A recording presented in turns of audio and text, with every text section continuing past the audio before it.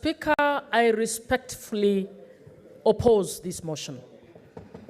Mr. Speaker,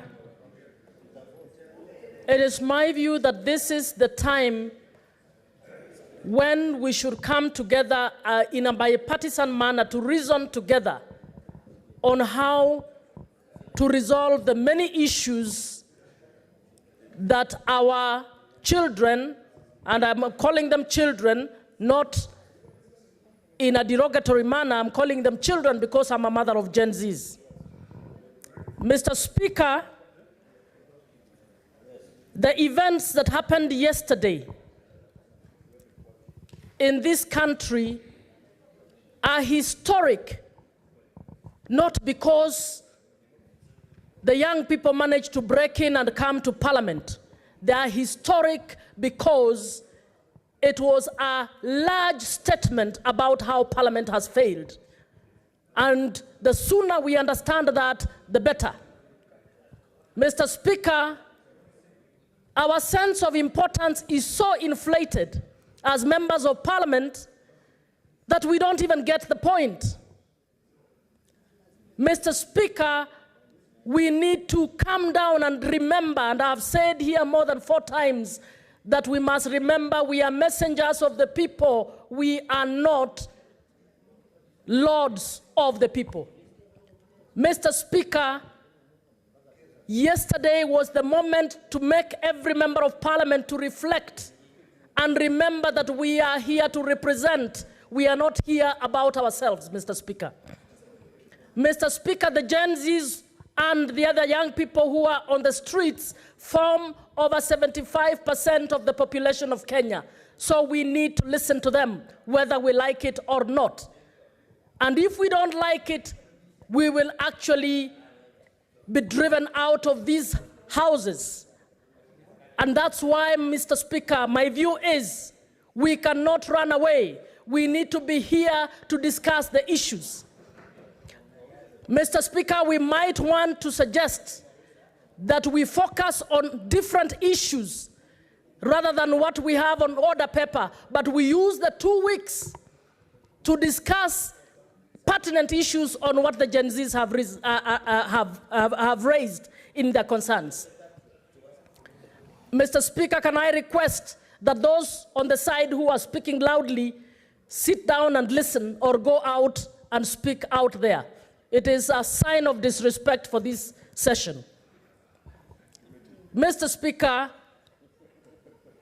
as I had said, the young people have gave us enough notice about the demonstrations. They went on the streets with twigs, Mr. Speaker.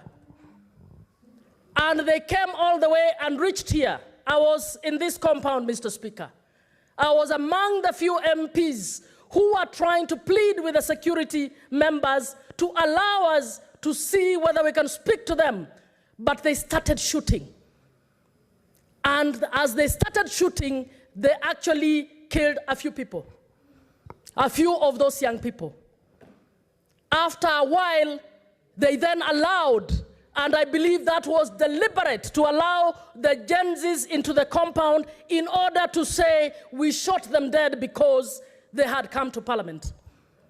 Mr. Speaker, this Parliament is not bigger than the people of Kenya. Mr. Speaker, none of us here is bigger than the people of Kenya. And I want to ask that the members of Parliament humble themselves. I want to ask that members of Parliament listen to what people are saying. We have mothers on the streets, if you're listening, who are actually pleading with the president and pleading with us to listen to them. What does it cost for us to listen to them? I feel even those who used ambulances who are abusing our position as members of Parliament, ambulances should have been carrying those who are sick, not members of Parliament trying to get them here. We need to smell the coffee, Mr. Speaker. What we need to do is to schedule special sessions to invite the CS Kindiki of Internal Security to find out why they used bullets on young people. We need to summon CS for Defense, Aden Duale, if at all that Gazette notice he issued, if he actually issued it. Because this parliament no longer cares about the Constitution of Kenya. As Senator Omogeni has said, in fact, we should be instructing the Speaker to write an advisory to the President not to assent to the finance bill because it breached the Constitution. Through the finance bill, they have amended laws that affect counties. Therefore, the finance bill should have come to the Senate. This House should be sitting, instructing lawyers to go to court and stop the finance bill. We cannot do that if we take a break. This Senate should be sitting to find out how best can we reach out to the Gen Zs to speak with them, Mr. Speaker. They gave a notice for Thursday, assuming they're coming on Thursday. This House should be present to say, can we have the Thursday demonstrations differently done so that we are here to receive them and they come peacefully. We should not be running away. This House should be sitting to find out how many of us can be sent to represent the Senate in the different funerals of the children who have died. They should not be running away from this. Mr. Speaker, I therefore suggest respectfully that we consider reorganizing the order of the House to discuss these pertinent issues that have been raised by these children. One of each is to try and look at the budget that the Treasury submitted to the Treasury. These children have looked at this budget and they are telling us you cannot be overtaxing our parents when you are putting monies into different places. Why are we as Parliament not willing to look at the budget items in order to find out what these children are telling us? Mr. Speaker, the Gen Zs are not stupid. They are not. The Gen Zs are trying to call us to order as members of Parliament. I think we have an inflated sense of importance that we've even forgotten who we are. We need to calm down and remember we are messengers of the people.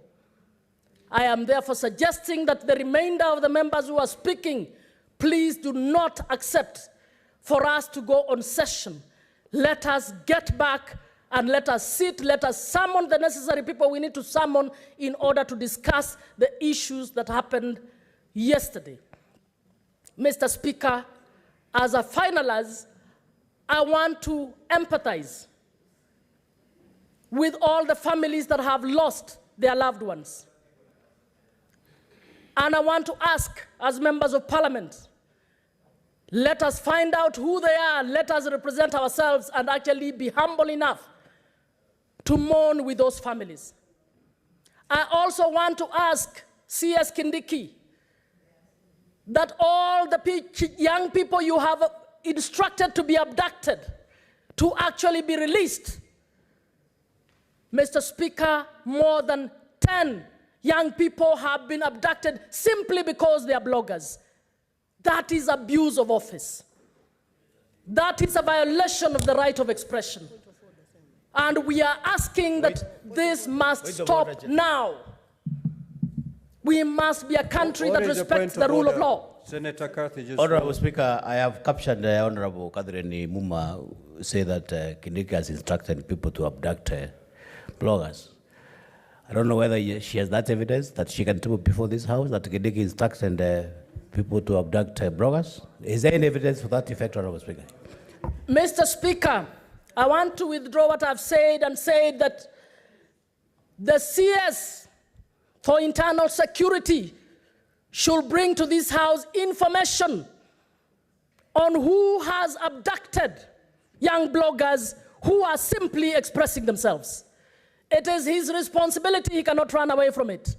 If he cannot do that, he should resign and let somebody else take responsibility. Mr. Speaker, we cannot kill our children and think we will be okay.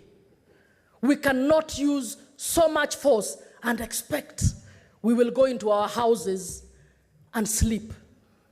I personally cannot sleep. I cannot sleep from what I watched here yesterday outside of the Parliament. where we were pleading, but they were going on with the guns. And those kids only had twigs. The stones came because the bullets were coming.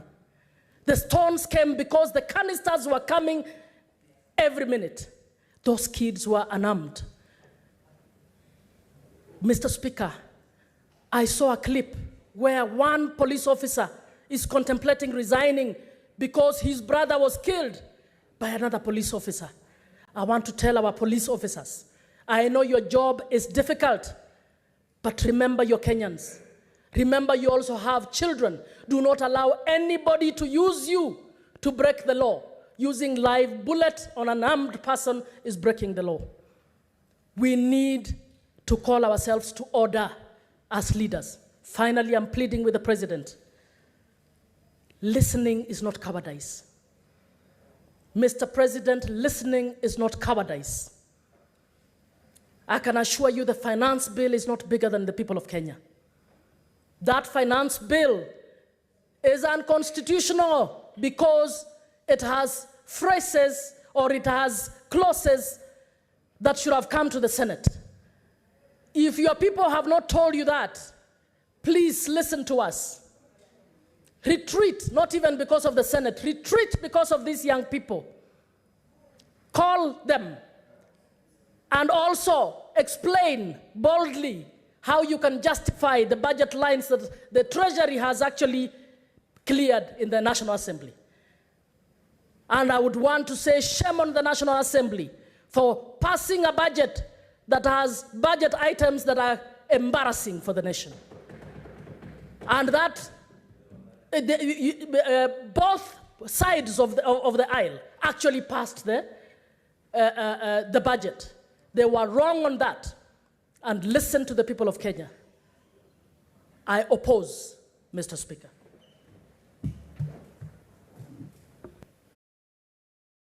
Peut-être que vous savez où faut pas acheter. Putain, si c'est ok.